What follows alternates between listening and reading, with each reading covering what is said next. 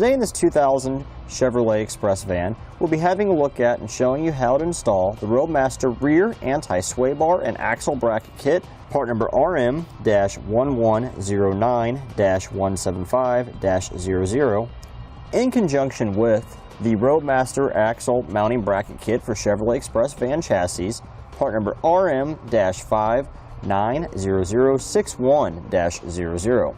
Here's what our sway bar looks like installed. Now, there are many reasons you're going to want an aftermarket sway bar on your motorhome. Now, one is if your vehicle doesn't already have a sway bar in the back of it, such as this one. This is going to greatly reduce the amount of side-to-side sway in the back. So as we're driving down the road, by having our sway bar in place, if a semi were to pass us, we won't be steering trying to keep our vehicle to go straight. This will allow us to keep the steering wheel more centered as we're driving in a straight line. Also, when we're going around the corners, we won't be having to counter steer quite as much when we're leaving the corners because we're not having the body roll that we're used to having without having the sway bar in place.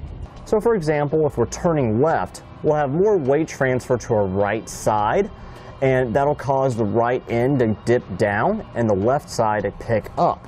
By having the sway bar in place, the back end will be more planted down to the road, and it won't feel like we're trying to tip over as we're going around a sharp corner with any speed.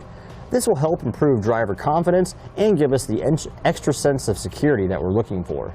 The sway bar itself is constructed with a solid design out of 4140 chromoly, which is considerably stronger and more durable than your standard 1020 steel.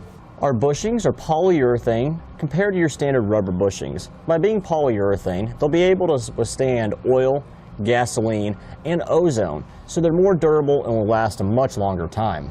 The bushings on our end links are also polyurethane as well, so by having polyurethane bushings all around, we'll know that we will have less service required on our sway bar over the years that we own our motorhome. And now we'll take the motorhome out on our test course. You'll see it with the sway bar installed, and you'll notice how significantly less body roll there is when we're doing evasive maneuvers, going around corners, and just doing simple turns in a parking lot. You will also notice how much more settled the suspension is as we're going over bumps.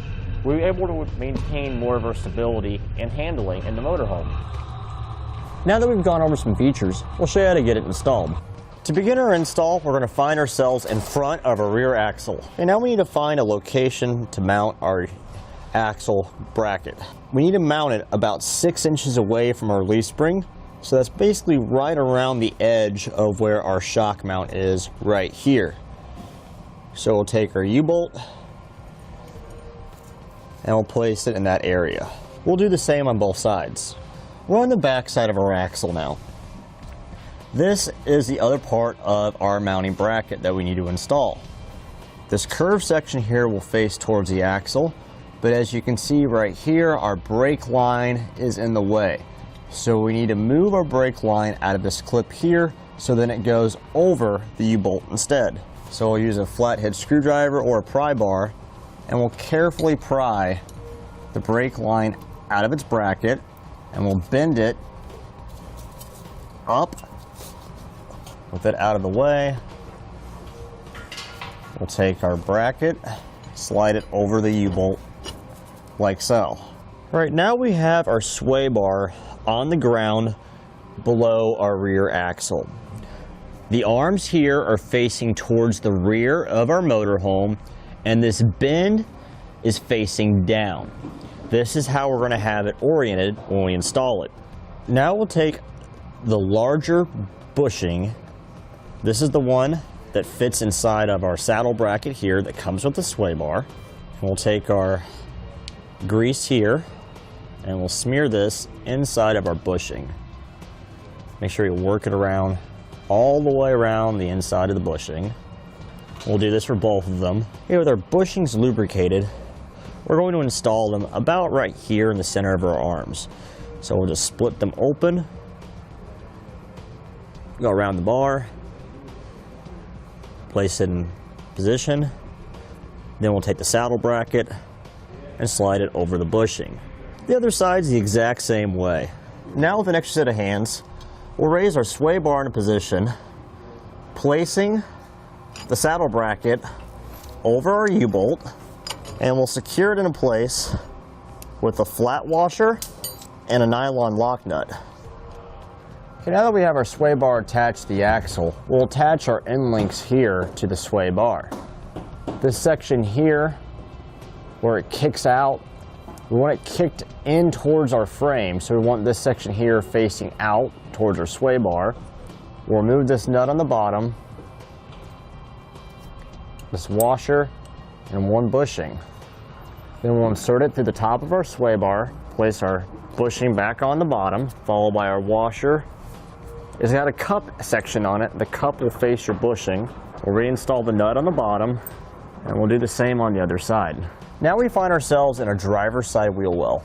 We have our axle hanging in our vehicle raised by the frame now, so we have access to this hole here.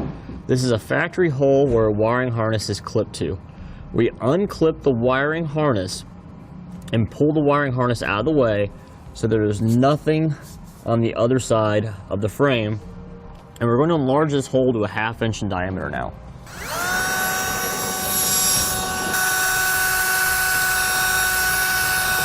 Alright, now we'll lift up our sway bar until our link is over that hole that we drilled. Now we have our cap screw with a flat washer. We'll go through our end link and into that hole in the frame.